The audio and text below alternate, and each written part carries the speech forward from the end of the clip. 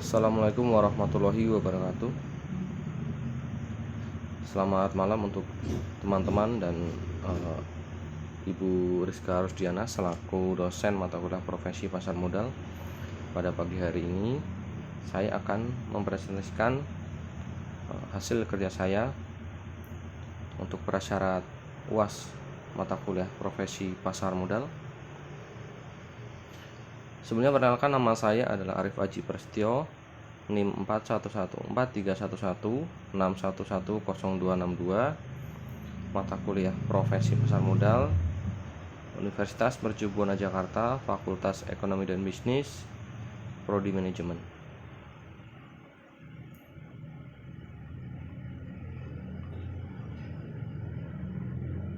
Tema yang akan saya presentasikan pada pagi hari ini adalah berkaitan dengan produk pasar modal dan prosedur penawaran umum.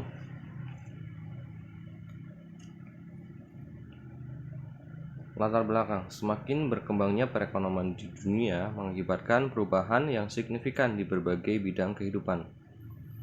Orang mulai melakukan transaksi ekonomi melalui berbagai cara. Salah satunya adalah dengan menginvestasikan harta atau uangnya melalui pasar modal. Pasar modal memiliki peran penting bagi perekonomian suatu negara karena pasar modal menjalankan dua fungsi, yaitu pertama sebagai sarana bagi pendanaan usaha atau sebagai sarana perusahaan untuk mendapatkan dana dari masyarakat pemodal. Dana yang diperoleh dari pasar modal dapat digunakan untuk pengembangan usaha, ekspansi, penambahan modal kerja, dan lain-lain. Kedua, pasar modal menjadi sarana bagi masyarakat untuk berinvestasi pada instrumen keuangan seperti saham, obligasi, reksadana, dan lain-lain. Pasar modal atau capital modal adalah pasar keuangan untuk dana-dana jangka panjang dan merupakan pasar yang konkret. Dana jangka panjang adalah dana yang jatuh temponya lebih dari 1 tahun. Pasar modal dalam arti sempit adalah suatu tempat dalam pengertian fisik yang terorganisasi, tempat efek-efek diperdagangkan yang disebut bursa efek. Pengertian bursa efek atau stock exchange adalah suatu sistem yang terorganisasi yang mempertemukan penjual dan pembeli efek yang dilakukan baik secara langsung maupun tidak langsung. Pengertian efek adalah setiap surat berharga atau sekuritas yang diterbitkan oleh perusahaan. Misalnya surat pengakuan utang, surat berharga komersial atau commercial paper, saham, obligasi, tanda bukti utang, bukti right atau right issue, dan waran atau waranti. Perkembangan pasar modal di Indonesia tersendiri adalah dimulainya kegiatan jual beli saham dan obligasi dimulai pada abad ke-19. Menurut buku Advantage yang dikeluarkan oleh Franger Forden, Evan Handel pada tahun 1939, jual beli efek telah berlangsung sejak 1880. Pada tanggal Desember 1912, Amsterdam's Effetenberg mendirikan cabang bursa efek di Batavia. Di tingkat Asia, bursa Batavia tersebut merupakan tertua keempat setelah Bombay, Hong Kong, dan Tokyo. Pada tahun 1988, pemerintah melakukan deregulasi di sektor keuangan dan perbankan, termasuk pasar modal. Deregulasi yang mempengaruhi perkembangan pasar modal antara lain Pakto 27 tahun 1988 dan Paksos 20 tahun 1988. Sebelum itu telah dikeluarkan Paker 24 Desember 1987 yang berkaitan dengan usaha pengembangan pasar modal, meliputi pokok-pokok sebagai berikut.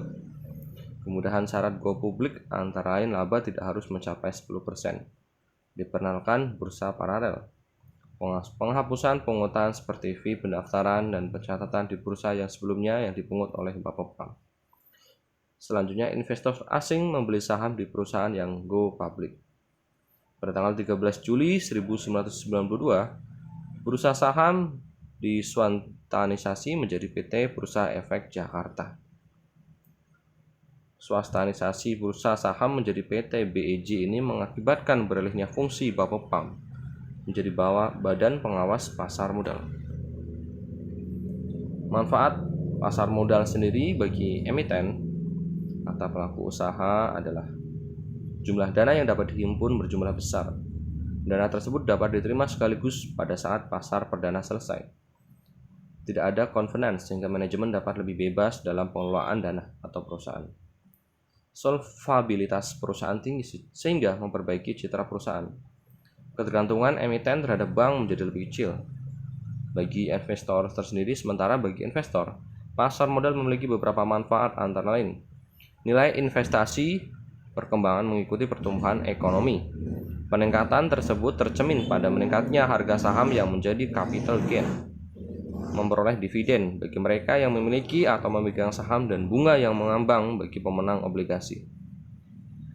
Dapat sekaligus melakukan investasi dalam beberapa instrumen yang mengurangi risiko.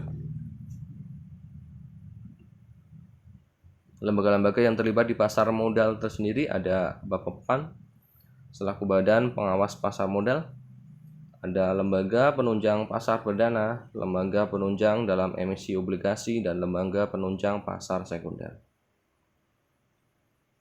Pada proses penawaran go public, pada tahap pertama, tahap interperusahaan, pada tahap ini terjadi rencana go public, kemudian ada RUPS, penunjukan underwriter, profesi penunjang lembaga pemanjang, kemudian konfirmasi sebagai agen penjual oleh penjamin emisi, kontrak pendahuluan dengan bursa efek, tanda tangan perjanjian, kemudian public expose. Pada tahap ini masih memasuki sebelum emisi. Tahap selanjutnya adalah di Bapepam. Emiten menyampaikan pendaftaran, kemudian expose terbatas di Bapepam. Selanjutnya ada tanggapan, kelengkapan dokumen, kejelasan informasi, keterbukaan, komentar tertulis dalam waktu 45 hari, dan terakhir pernyataan pendaftaran dinyatakan efektif. Pada tahap emisi ada pasar primer, penawaran oleh sindikasi penjamin emisi dan agen penjual, penjatahan kepada pemodal, penyerahan efek kepada pemodal. Tahap selanjutnya adalah pasar sekunder, emiten mencatatkan efeknya di bursa, perdagangan efek di bursa. Dan tahap terakhir adalah pelaporan. Sesudah emisi akan melakukan laporan secara berkala tentang kejadian penting dan relevan. Proses pencatatan efek di Bursa Efek Jakarta ada 6 proses. Yang pertama adalah persyaratan pencatatan saham, pengertian beroperasi, selanjutnya persyaratan pencatatan obligasi, persyaratan pencatatan reksadana, persyaratan pencatatan waran, dan kewajiban pelaporan emiten. Produk-produk di pasar modal tersendiri yang pertama adalah reksadana. Reksadana adalah sertifikat yang menjelaskan bahwa pemiliknya menitipkan uang kepada pengelola reksadana untuk digunakan sebagai modal berinvestasi. Selanjutnya ada saham. Saham secara sederhana dapat didefinisikan sebagai tanda penyertaan atau pemilikan seorang atau badan dalam suatu perusahaan. Ada saham preferen, adalah gabungan hybrid antara obligasi dan saham biasa. Selanjutnya adalah waran. Waran tersendirilah hak untuk membeli saham biasa pada waktu dan harga yang sudah ditentukan. Selanjutnya adalah right issue, merupakan hak bagi pemodal membeli saham baru yang dikeluarkan oleh emiten atau pelaku usaha. Strategi investasi di pasar modal. Beberapa strategi yang dapat digunakan dalam melakukan investasi di bursa efek, khususnya dalam bentuk saham, antara lain sebagai berikut. Yang pertama, mengumpulkan beberapa jenis dalam satu portfolio.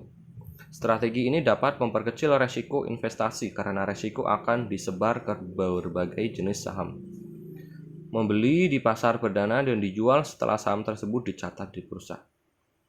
Beli dan simpan. Strategi ini dapat digunakan apabila investor memiliki keyakinan berdasarkan analisis bahwa perusahaan yang bersangkutan memiliki prospek untuk berkembang yang cukup pesat beberapa tahun mendatang, sehingga sahamnya diharapkan akan mengalami kenaikan yang cukup besar pada saat itu. Membeli saham tidur. Saham tidur adalah saham yang jarang atau tidak pernah ada transaksi. Terakhir adalah strategi berpindah dari saham satu ke saham yang lain. Investor yang memiliki strategi ini cenderung bersifat lebih spekulatif. mereka akan cepat-cepat melepas saham-saham yang diperkirakan harganya akan mengalami penurunan, atau buru-buru membeli saham yang menurutnya anggapannya akan mengalami kenaikan kurs. Selanjutnya adalah penutup. Kesimpulan. Definisi pasar modal menurut Kamus Pasar Uang dan Modal adalah pasar konkret atau abstrak yang mempertemukan pihak yang menawarkan dan memerlukan dana jangka panjang, yaitu jangka 1 tahun ke atas. Umumnya yang termasuk pihak penawar adalah perusahaan asuransi, dana pensiun, bank-bank tabungan, sedangkan yang termasuk peminat adalah pengusaha, pemerintah, dan masyarakat umum. Produk yang terdapat di pasar modal ada reksadana, saham, saham preferen, obligasi, waran, dan right issue. Dengan adanya presentasi ini, kami berharap dapat membantu pembaca untuk memperoleh informasi mengenai pasar modal dan meningkatkan keinginan teman-teman sekalian untuk lebih belajar tentang pasar modal. Oleh karena itu, kami mengharapkan bantuan teman-teman sekalian. Atas kritik dan sarannya, saya ucapkan terima kasih. Wassalamualaikum warahmatullahi wabarakatuh.